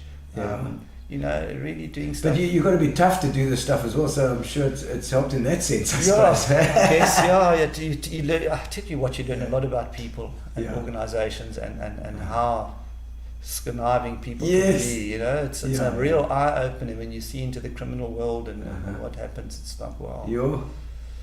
That's another whole story then. That's for another day. Okay. But gee whiz, and then so then after when did you get involved in the Raggy Charters and the conservation stuff? So when I was in the police in 1992, I decided, hang on, that this Parliament poaching was getting out of hand. It was my department. Yeah. So I started training police divers. Okay. And I thought, hang on, police divers, these guys are Parliament poaching. Right, let's get involved. And we got in there and we moved it properly. There were Parliament poachers had a hard time, I promise you.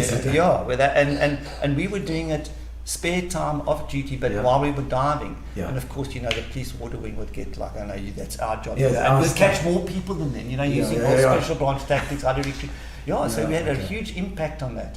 And then I also started thinking, but hang on, you're catching it at the end.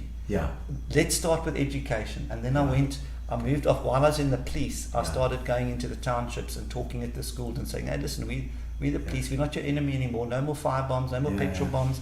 Let's start thinking conservation. So I started using marine conservation to get the police re-accepted into the township, into the black areas with the school kids. And we started taking the kids out on the boats. You know, we'd go to a school and talk to 500 kids and say, right, I want you all to listen to my slideshow. Here's the slideshow. Design a conservation poster. Okay. And then and I say 10 of you that do the best will get a free trip. Nothing for nothing. Yeah, yeah.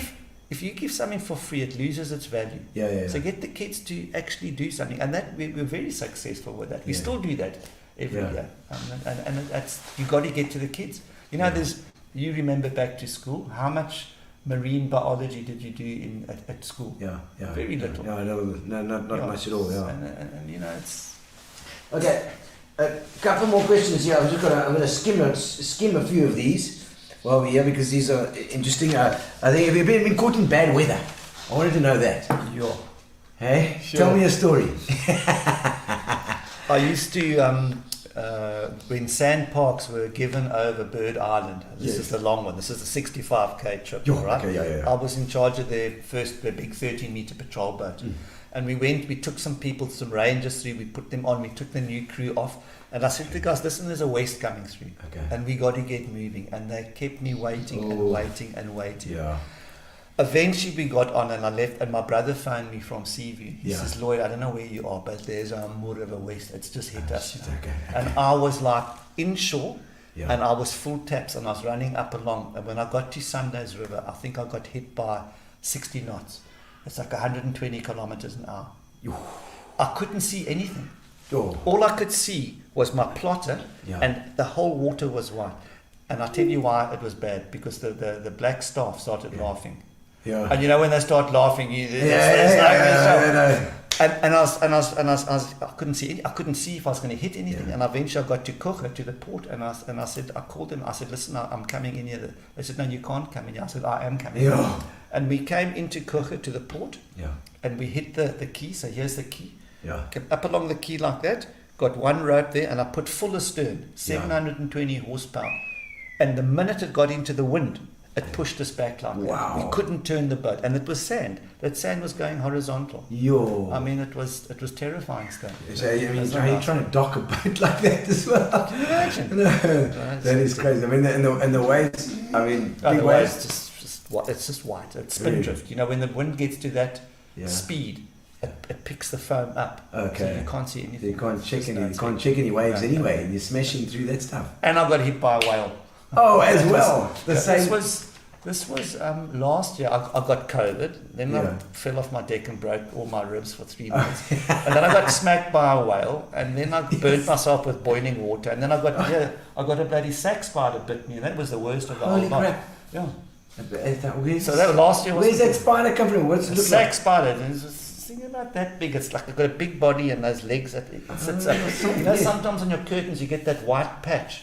Looks like silk. Yeah. That's a sack spider. That thing bites you in deep trouble. Big shit. No, Okay. that was the Did they have shacks with your shacks with your ankle? That was hectic. Holy moly! That Okay. was nice. The hardest you've ever worked? Hardest. Yeah. Hardest. Film cruise. Film cruise. BBC film cruise. Oh, really? You know, you think a BBC film cruise, Yeah, promise you. Sandwiches You're up and at 5. Oh. At 6, you leave, you get to the harbour, the sun's not up yet, eh? Yeah. The minute that sun pops up, you're out. And you can be 40 miles, 80 kilometres south, all the way to Bird Island, all right? And you driving, you're getting them on the scene, you're getting the bait balls, you're reading the action, Yeah. you're getting, and every now and again you're like, oh, and you get home. They go home to go and download and recharge batteries. You've got to fuel your boats up. You've got to put another 2,000 litres on the boats. You've got to clean the boat. You've got to prep it for the next morning. The next morning, it's the same thing. Yeah. And the same thing. And for 3 Same weeks, story. and those guys, you know, they are so good. BBC, and they're honest gentlemen. Yeah. They're the most unassuming, modest people. And you know, hard when they working. first got them, they'd say, what are you shooting with your camera? I'm like, try this. And you're like, wow. So good advice for you as well, eh? Yeah, no. Learn from the And pros. the funny, the better they are, the more polite they are, and the more they help you. You get Yes, these of course. cheap film crews, No, they're and full of they're crap. full of shit, Yeah, and they're yeah. just impossible. And I've got a short fuse when it comes to those guys. I won't tell you what I say to them. We've had a few run-ins. Oh my. Okay, the biggest learning experience that you've ever had. Being a policeman. Really, yeah. Being a policeman in those days. Yeah, those days was Sure. like you just can't believe what you see Yeah. and what happens with the information you're privy to. Yeah. Eesh. Okay, coldest you've ever been? Coldest.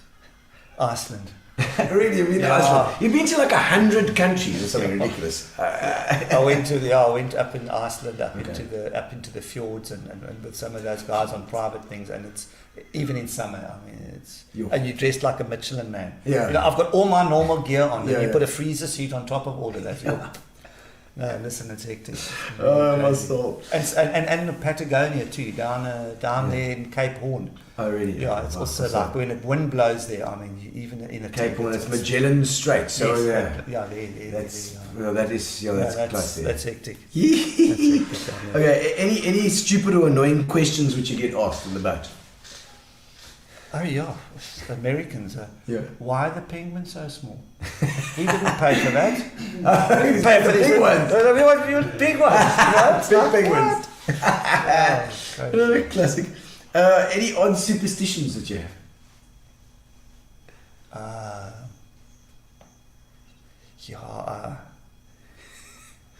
I'll try not eating penguins. Okay, well, that's good. There's not No, you can't eat penguins. No, that No. tastes nice. So no real superstitions No, like nothing. ladders, the vibes going on. None of that stuff. I sense there's one that he's not telling us, Gary.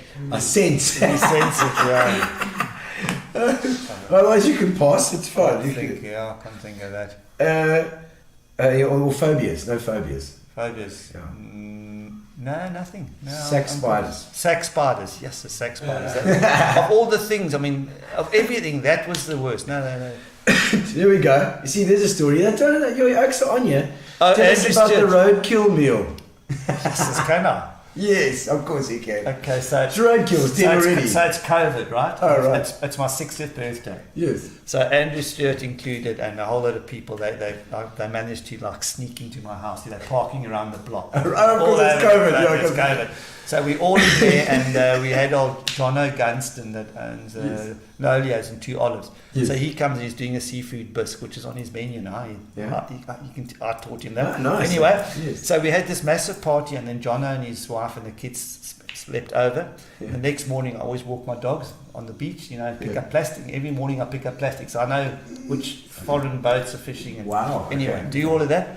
And we get onto the beach, and here's a bushbuck What? lying on the beach. Male, big male, long horns like this. Yeah, long horns. Which beach? Seaview, I live in Seaview. So as you come into Seaview from Keene Bay, I'm the fifth house on the right, Okay, on wow, the thing, and I look over that. So I built a path Okay. down my property Down. and over steps. Yeah. So I say, Jono, listen, bro, we got to take this back. So I run home and I get a piece of brandery, Yeah. 2 ropes. We tie the legs, we put this in, and yes, it was a big one. That thing must have been, it must have been over 100 kilos, I guess. We struggled, and we carried it up to the Land Cruiser. We How put did it die? You don't know. Got smacked by a car. Oh. Just had a knock on the head. Oh, shit. Yeah, so Okay. it just got a whack. So it was a clean death, Yeah. And anyway, get it into the garage, and I said to Ursula, I said to her, listen, now, we got to slag this thing, get knives. So she's like, got all this. Take the knives, slip down, all the guts out, head off, skin off, everything off. Took that, I can't do that stuff. I'm like, buried this thing in the beach, put it back in so the nutrients go back in. Yes. And we start slucking this thing, and it's all ready. And I phone my mate who's a butcher. I won't tell you which one. You're Yes. going to get trouble. He puts it up in his storeroom, Yes. and he works. So he asked me what I want. So we got the wrist strings, and we got the legs, and the this and that. We then went to my mate's restaurant, and we did the leg with mashed potato and truffles. And we had carpaccio starter, and I invited all my mates, all the guys that were at the party, Andrew Stewart included, and I said, we got some curry tonight. And they're all like, oh, cool, nice, I like a curry. When they'd finished eating, and everyone, and I said, just by the way, remember that roadkill? I said, that's what we had. Andrew Stewart can never get over that. After the meal. Cool. I'm not coming to your house for supper, Ali. Just So check what Mike you have. Profferman saying, interesting listening. Thanks, Lloyd. Thanks, Mike. He's just down the yes, road Mike, here yeah. and Water Road. What would you say your biggest accomplishment so far in your careers? I think that it is getting Raggy Charters probably through COVID. It's because we've been debt free for 20 years. Yeah. When we want a new boat, we save up. Yeah. Like my grandfather taught me, and we buy it. So when you hit a big problem like COVID, and there's going to be more things in tourism, you can be a terrorism act, there can be a this, there can be a that. Yeah. So you've always got to be debt free. Yeah. And I think to get that, and the other thing about being debt free is you can keep your conservation projects going, because most people, when the money starts drying up, they stop the conservation work, because that doesn't make you, that costs us money. Yeah. So to be able to carry on with our projects and set up this whole international network of people looking after whales and that. And like the global thing that you're talking about. Yeah. So that's for the next. Okay. So I'm That's planning amazing. 6 months a year. I want to travel, and I want to take this Algoa Bay, Port Elizabeth brand of conservation. I want to take it, and I'm getting a bit better at it, And the environmentalists, the greenies, we're making inroads. Yeah. We're getting shit stopped. This seismic survey in 2014. They wanted to do survey here in December. Uh-huh. And I said to the guys I got hold of them, I said, you can't do that. The whales are coming through. It's humpback migration time. They flew people from London out to meet me. They got the chief geologist, the people that owned all the ships, just me. Yeah. And you know what I had? I had my police logbook that I stole from the cops. This thing about this big. It was for the aardgehouders, Yeah, and I'd logged since 1997. Humpback whales. Wow. And I said to these guys, December, let's start. 1977.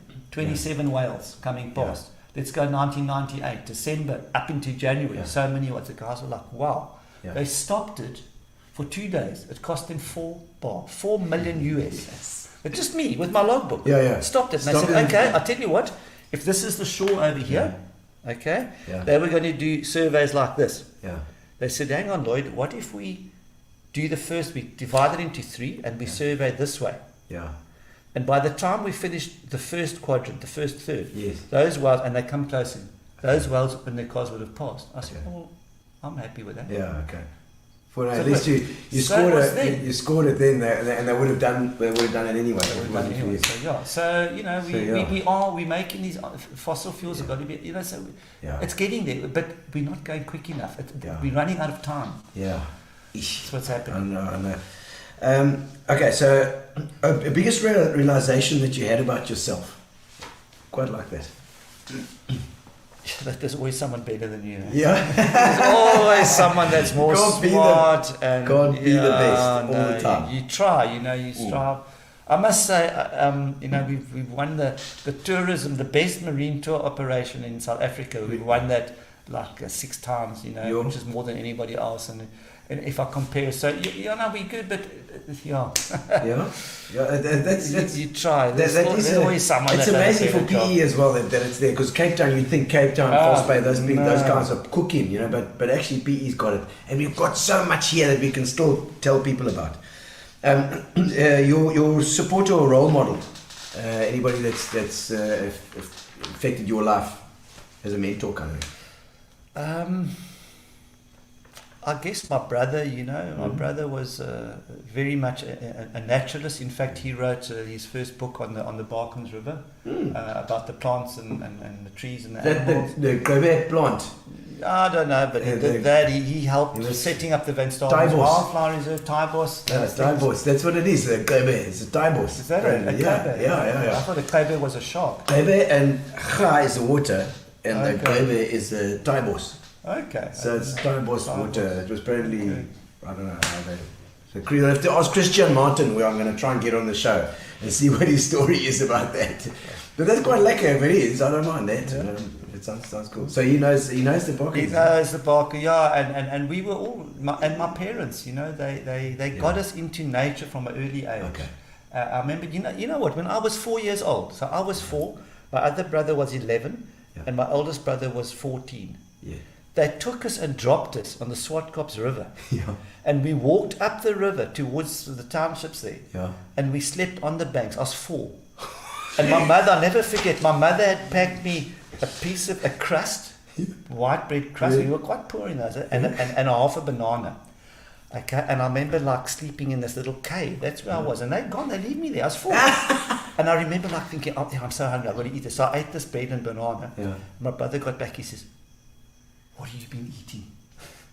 You little shit. Mommy packed your stuff, didn't she? My God, that's these mothers in the 70s, in the 70s. I mean, this is now in the 60s. You're talking about now. No, that's the 60s, 1964. 64. I hadn't even gone to school yet. I mean, I was just saying, in the 70s, my folks used to leave us out in the street in the car, sleeping in the car outside. I mean, we would never do it now. My word. Graham Pino says, cheers, Lloyd, you're a legend as well, Graham Pino. He's part of the Tree Society. That guy, he's a walking encyclopedia. Is it? I know trees, but he knows trees, flowers, funguses, butterflies. He was a tour guide in Tsitsikamma for 10 years. Okay, so he probably knows Wendy as well. Probably. There you go. Santa's Ice saying how's it as well. I see there as well. She did a lot for tourism and got me into brochure and she gave me confidence with brochure management and Lloyd, you got to do this and just believe me. You know, she was always it was great. Doing it. Great. Okay, I'm gonna. So what was the last time you were hopelessly lost? How about that? I quite like that one. Yes, it's now in Kawakaveld. Kawakaveld. Up in the Kawakaveld, up in the northwest of Namibia. You're not supposed to go in there in one vehicle. I was in one vehicle, and sometimes no GPS. Well, I had one, and I had a phone, but Yeah, you're gonna get. I know my trees, so I watch the trees, excepting there's no trees in a lot of those places. I mean, on the north side, the mosque grows. Yes, exactly. And so we just follow that. I don't know. You're taking a bloody chance in Namibia. You could end up like. Well, I had 7 cases of wine and 200 liters of water, so you were right. I was good for a while. You're right there. Okay, a common myth about your industry. Is there a common myth? That it's a green industry. Oh yeah, of course. Yeah, and it's not. Okay, the most uncomfortable place you've ever slept. I think that's quite a nice one for you. Yes, in a bath at the Butts house. You know Stanley's restaurant? Stanley's. They brought our butts, the butt cats. They're from Kent and they're crazy. I had to sleep in the bath one night. Yeah, that wasn't fun at all. No, I'm sure that doesn't sound fun. That's fun. Where's your happy place? Happy place? In my garden. Where is it? 20 years ago, I decided to plant a coastal forest in Seavey. The whole garden had been destroyed, and there was nothing. Fire. And I built. No, people bulldozing their plots. They don't need this cuck, they just flatten it. Oh. So I've planted all the trees that are salt resistant, all endemic, just to salt the area. resistant trees. Yeah, they have to be because that salt coming off there is just like hectic. So I've built myself this garden, and at night walk around and look at it and plan what I'm going to do with it. Now I'm trimming it up and I'm starting with geophytes, so all your scodoxus, your like the April Fool's lilies, the clivias, all of that. I know clivia, I don't know the April Fool's lilies. And all these beautiful, we've got so much amazing stuff. Green wood orchids and all of that stuff I'm starting to put in the garden. I've got a little hothouse there. I propagate stuff that we use for our projects, and we give it. It's nice to give. Yeah. It is. So that's my happy place, is my house, and that. I've been in a lot of places, but Seaview is an incredible place to live. Yeah, everything is there. You can watch the whales from the deck. They come past. I watch the whales coming past. Check at the time. Get in the car. Drive there. To the boat. Pick up my guests, and I say, no, I think I've got a good sense for whales. Off to Cape Recife, and you catch the oaks coming past. Where can you find that's your secret. Magic. Any crazy characters that you come across in your line of work? Do you think of?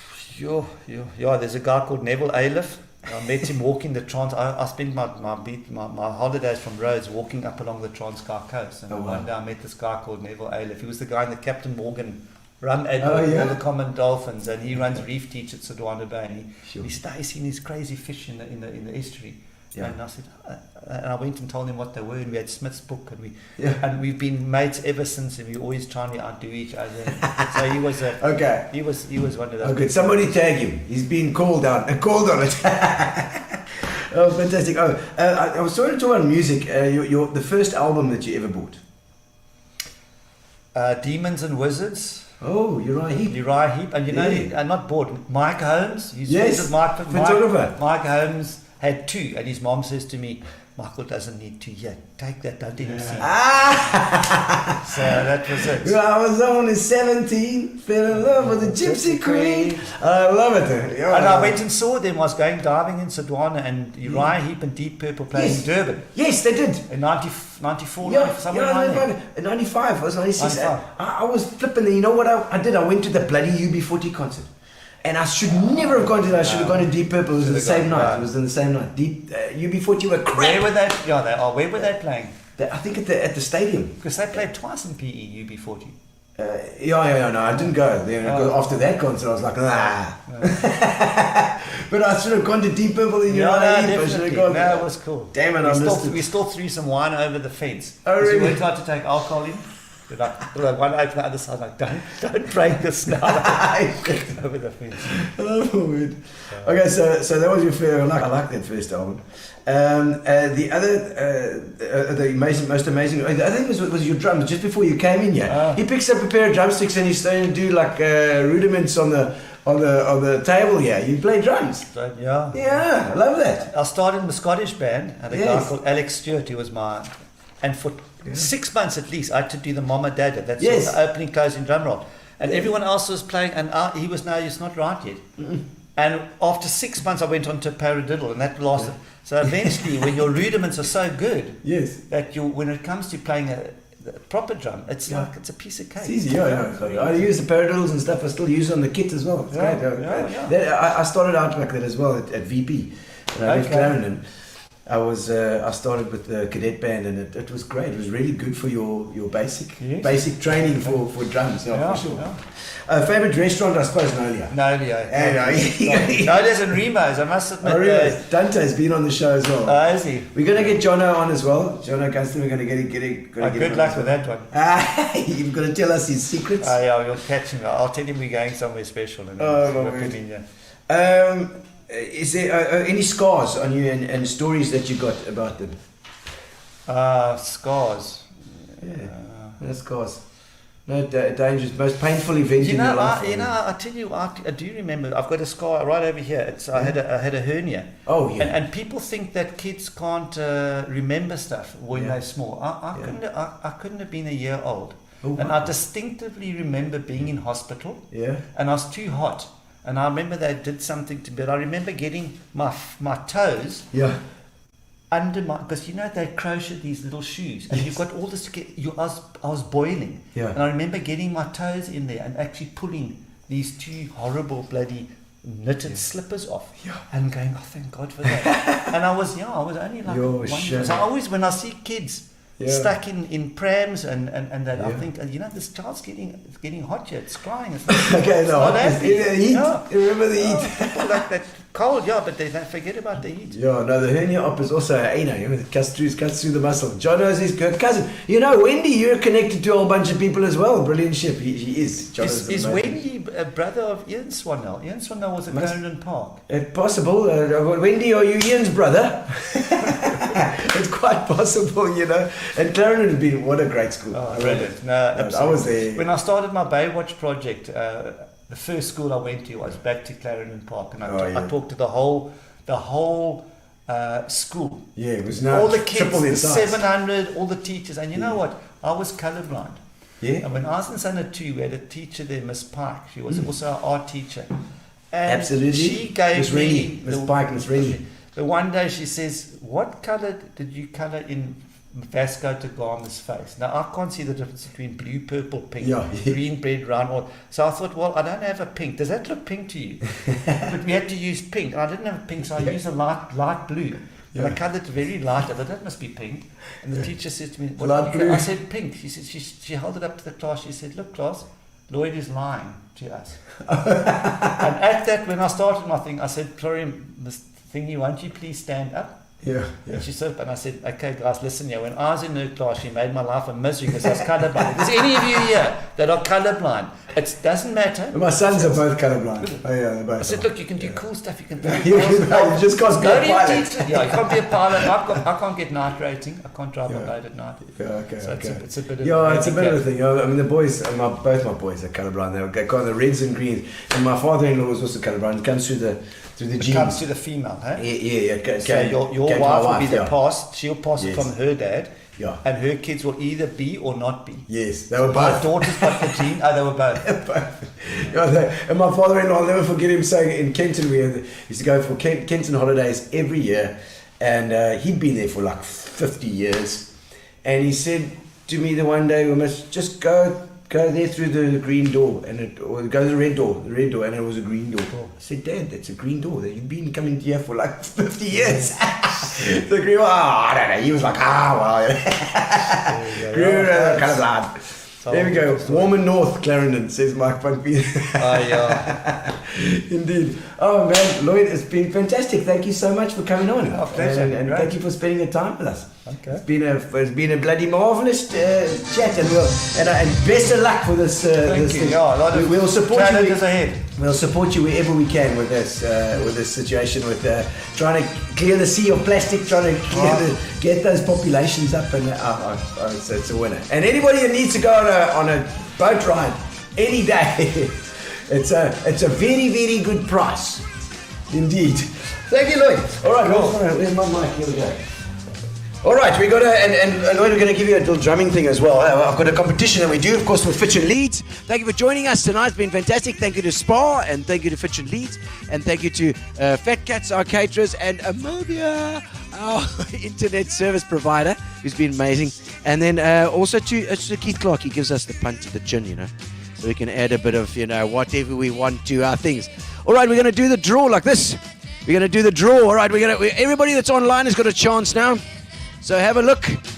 Have a look. Who's going to win? Let's have a look. Who's going to win? It looks like Morgan. Donna Watson is our winner tonight. Fantastic. Thank you very much, Donna, for joining us as well. And you'll get your Fitch and Leeds. We'll get in touch with you, get your address and phone number, and we'll organize you. Thank you so much for joining us on Gino Spot tonight, and we'll see you on Thursday night, where we've got Gavin Cowley coming on. Gavin, is it not? Next week. Next week Tuesday we're Gavin. Next week Tuesday is Gavin Cowley. Sorry. Webster. It's Garth Webster. Oh, sorry, it's Garth Webster this Tuesday. We've got Gavin Cowley next Tuesday. On this Thursday is Garth Webster from Webster's Flooring, the chap that puts those signs out every morning on Main Road Warmer, which everybody tries not to crash when they're coming past. So thank you, ladies and gentlemen. Thank you to Fitch and Leeds. Thank you to Spa. And thank you to you guys for joining us. Thank you, Lloyd. It's been fantastic, mate. All right. See you on Thursday. Yeah. Remember to subscribe. Subscribe to YouTube. To the YouTube. Thank you to Fat Cats. All right. Spend the night with me. Let me play drums to it. There's some drums in here. Where's the drum cap?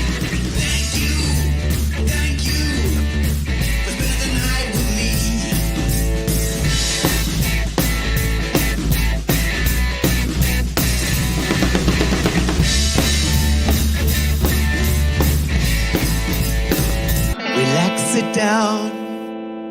Coming out of PE town. Drink, find a shot. Never mind your liver. Get to Gino Spot. Gino Spot. Get to Gino Spot. Gino Spot. Have a laugh, have a giggle, and exercise your middle. Have a Gino shot. Gino shot. Get to Gino Spot. Gino Spot. Get to Gino Spot. Gino Spot. Have a laugh, have a giggle, and exercise your middle. Get to Gino Spot.